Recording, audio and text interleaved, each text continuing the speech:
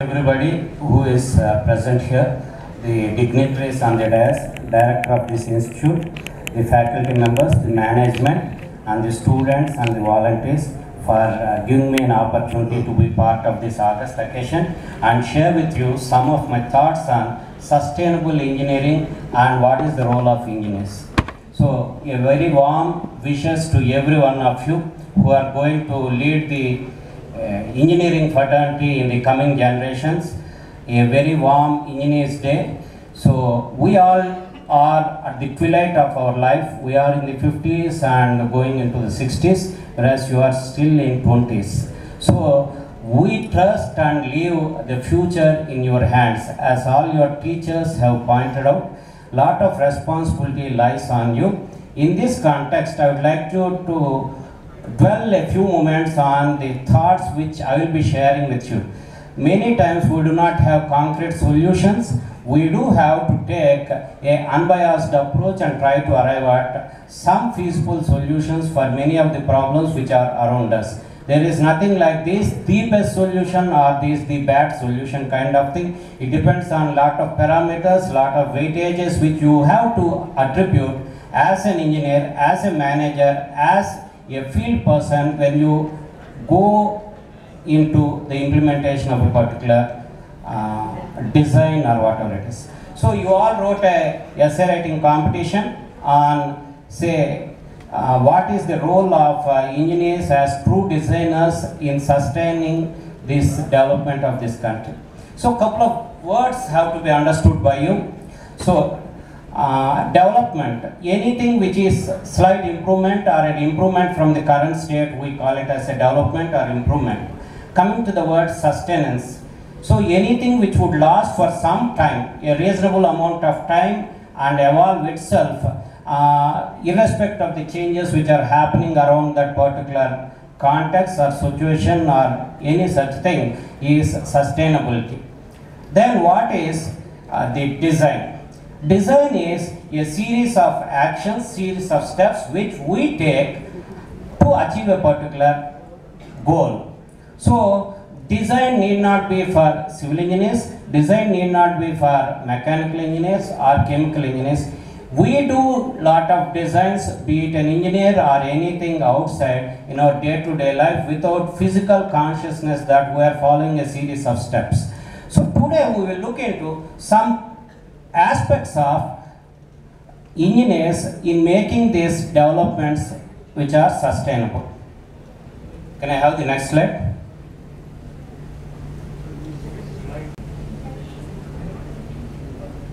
Okay. So now, as engineers, do we want to lead or do we want to follow? Next slide.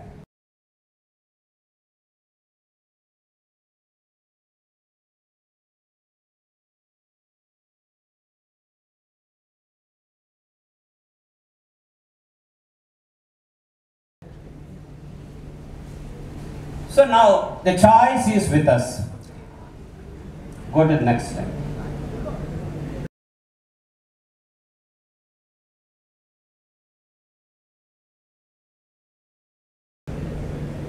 So now when you see that matrix which is presented there, okay, so there are luxuries on the y-axis, there are comforts, luxuries are pointed there, and on the x-axis you have technology.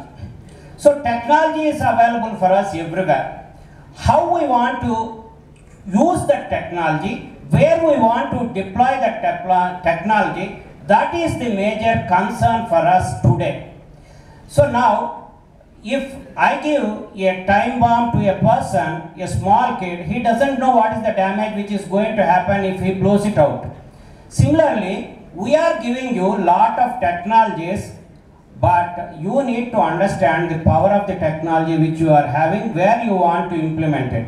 I have put this slide for one important reason.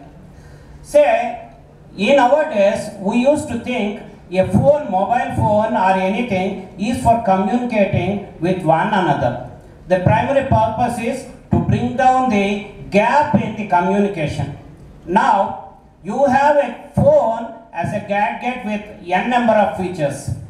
So a phone can do lot many things than what originally the inventor of telephone has thought of, Graham Bell. So now what is happening? There is no end to the kind of the comforts which we people are thinking of having in a single gadget. I am not telling you do not do innovation, you do not do the developments, but think where your energies have to flow to develop the country. There is a toothbrush, say, which can, you don't have to brush, you just keep it in your mouth, there will be a rotor, technology wise it is a very good thing, it will rotate, and with that vibration your teeth is cleaned. You don't have to do anything, just put, there is a thing, you take your brush, the paste will fall there. So now technology, do you want to use these things, or do you want the technology to be used for the good and betterment of the social needs of this society? That's the most important thing you need to think. I am not telling inventing a automatic paste dispenser is waste or the vibrating toothbrush is a waste.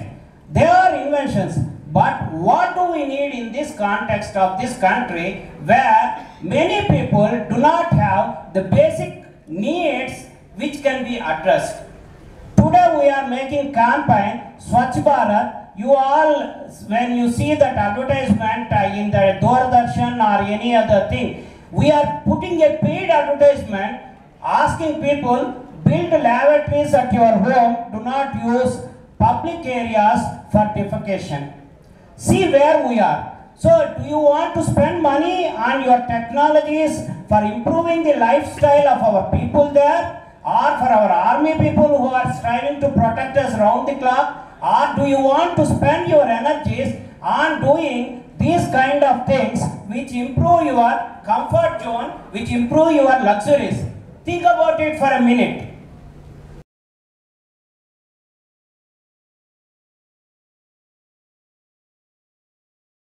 Our Kargil warriors do not have anything to protect them against the worst kind of situations.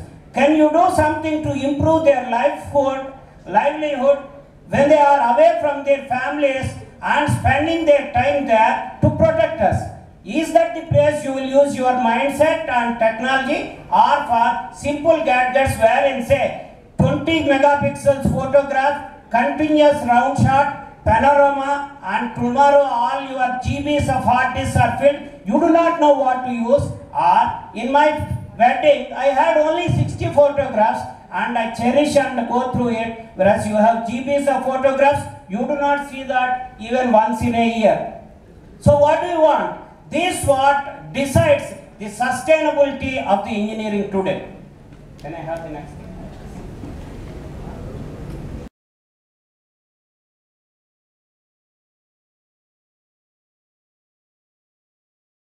So now when you look at sustainability, there are three important factors: the social factors, the economic factors, then the technology factors. So now when there is a overlap of these things, congruence of these things, so then there will be sustenance. So when you have a matrix of the technological problems, technological constraints, the socio-economic constraints, the overlapping area, if you can fix your problem such that it addresses all the three needs, then only that solution which you provide as engineers will be sustainable. Can we go to the next?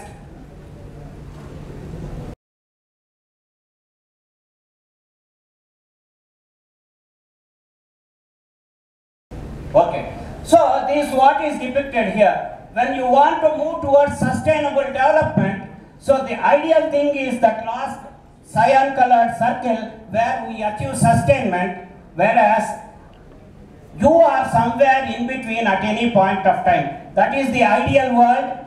This is in between is the reality status. We need to move towards a state wherein we try to address socio-economic and technological constraints such that the solution will last for a longer period. Why am I bringing this to you?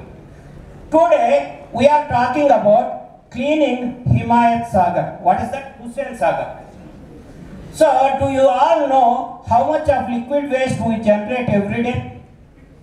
There is a technology solution for cleaning the waste. You ask your civil engineering friends, they will say there are a lot of gadgets which can be used, lot of techniques which can be used to clean the wastewater which is generated. But do you know how much volume of wastewater do we generate every day? As per Indian standards, a normal average comfortable person needs 135 liters per capita per day, 135 liters per day. But today we hardly have a capability to provide around 60 liters say. Even if you take 60 liters, that's what Chief Minister of Telangana says that he would like to provide as part of Mission Bhagiratha or Mission Kakatiya. When our goal is to have 135, if you plan for 60, you will reach only 20. So your first step itself is wrong. You as engineers should have a target where your goals are higher than what you can achieve. Then only you can go there. Leave that. If assuming I provide 60 liters as theoretically planned by my government and engineers, how much of it comes out as waste? You hardly consume 10 to 15 liters as edible part in that whole thing. Rest of the thing goes into your washing your body, ablutions, addressing your natural causes, all these things, washing clothes, gardening, all kinds of activities. So everybody is contributing at least 40 liters. So what is the population of this city? Say around 1 crore. It is most, say, average estimate around 1 crore. 1 crore into 40 liters. 40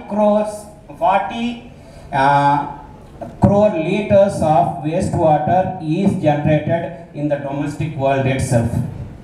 So now, can you put a technology which can handle that much kind of volume of thing, clear it, purify it and let it down? Think about it. Can you do that? Yes or no? Every day, 40 crore liters of wastewater is being generated. So now, anything which you plan for these kind of things would not be sustainable. So you cannot plan such things at mega level. You have to plan these things at micro level. So what is the micro level solution for it?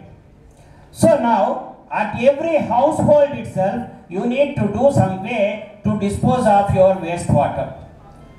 Otherwise, what will happen? Every one of us, we are trying to depend on the government itself, which cannot sustain this kind of activity without roping in its public. Then take the other major thing which is happening today, the garbage. How much of garbage or waste we create every day? Think about it. At least 3 to 4 kgs for every family. Assuming 4 members in a family, 25 lakh families are there. 25 lakh into 3 to 4 kgs of dry waste, wet waste and decomposable waste. I am putting very modest figures. Then 1 crore kgs of waste is generated daily. Where do you dispose these things? When I already have a problem of these kind of things, instead of decentralizing, we as planners, as managers, as engineers, what are we trying to do? We are not developing our villages. How many of you who are from villages are going back to your village? You are very comfortable. You want to be in Hyderabad or its suburbs, including me and all my colleagues and friends here. So that's where the problem lies. We need to go to a micro level where we can sustain the developments which are happening. You should address these problems in smaller scales and smaller things rather than aggregate and make it a big time bomb kind of thing wherein it is completely out of your control. You may be thinking this guy is giving only civil engineering examples. Let me take you to a chemical engineering example. All of you use detergents, right? Yes or no? Tide, Surf Excel, Ariel, right? Rin, right, all things you use to wash your clothes. And as I told you, around 30-40 liters of water every 2-3 days you dispose of because of the washing your clothes with the chemicals. Now, as chemical engineers, if you can bring out some detergent which will be less foamy, which will consume less water to clear your dirt and clean your clothes, is that not a big contribution for this society? You are reducing the burden on the treatment work of this country. Is that not a sustainable thing which you can think of? Think about it. If you have seen couple of years back, there used to be an advertisement, say a bucket of water is sufficient to wash clothes using Surf Excel or Ariel kind of thing. That is the kind of technological changes, developments, designs which I expect from my civil engineering and my chemical engineering friends. Let me take the example of the mechanical engineering. I will not spend more, I will give 2 more examples from the other faculties also, and just draw your thought process to that. If you take any mechanical engineer, say, we are inventing vehicles, 4-stroke, 2-stroke, which can go with very high speeds, then they skid, they do the moment, what is that? Latest anti-skid technology, all the things.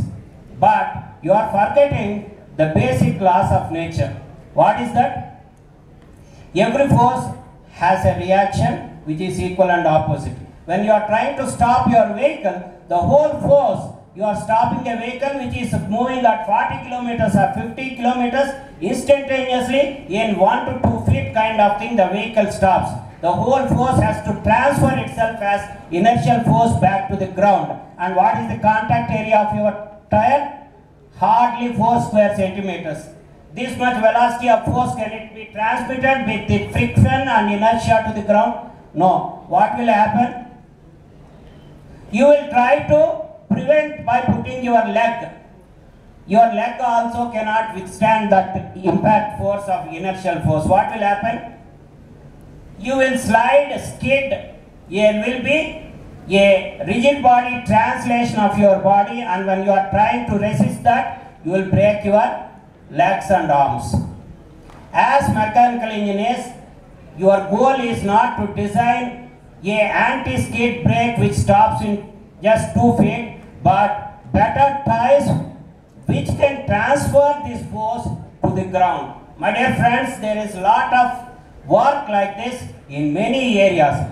Design better engines which can work on low fuel combinations which are cheaper and sustainable than the petroleum gases. So there is every possibility. Take the case of electrical engineers, electronic engineers. You are creating lot of gadgets. All these gadgets use lot of heavy metals too. So how do you dispose of these waste which are coming out of these electronic things? Today, electronic waste disposal is another major problem. How to recycle these things? My dear friends, there is a lot before us to achieve. We cannot be complacent. We cannot think, just I'm happy by clicking my mobiles, sending WhatsApps, as all your teachers pointed out. We are better off without those things than with these things. Please do understand, if there are no mobile phones, no gadgets, I know definitely the negative thoughts would come down in many of you. Couple of days back we celebrated Anti-Suicide Day. In our days we never knew that there is a day which needs to be celebrated as a suicide day. Why we have to think about those things today? So all these things because we do not know how to use our technologies. Use your technologies to devise a kidney replacement which can happen for a common man without having to spend crores of rupees. A heart operation which can be cheaper than 1 lakh rupees which is being spent. So there is a lot of scope for lot of interdisciplinary collaboration. That's where the development design Hello. has to happen for sustaining this country.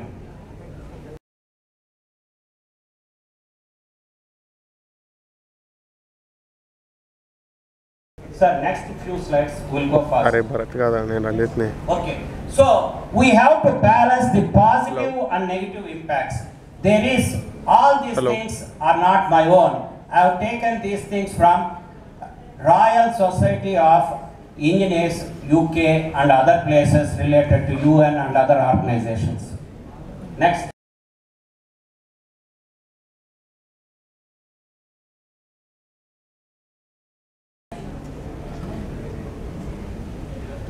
So now, whenever you take up an activity, please form a grid wherein, this kind of grid wherein, at what state, what kind of impact you will have on the various things, 1 star, 2 star, 3 star, 4 star, 5 star, you build your thing, then take a balanced decision on whether it is good overall for the people around me, for the people who are investing, and for the large long-term cause of the society. Next.